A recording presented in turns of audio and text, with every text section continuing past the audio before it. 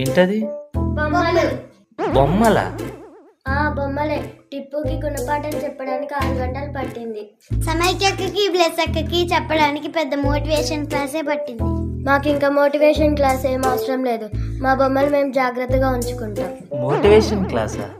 ఏం చేసావే వీళ్ళని? అది వదిలే గాని దీక్ష ఉంది కదా, గొడవైంది, మాట్లాడాలా వద్దా? ఈ బొమ్మ చూసావా? దీన్ని ఎంత జాగ్రత్తగా చూసుకుంటే అంత బాగుంటుంది. ఫ్రెండ్షిప్ కూడా అంతే.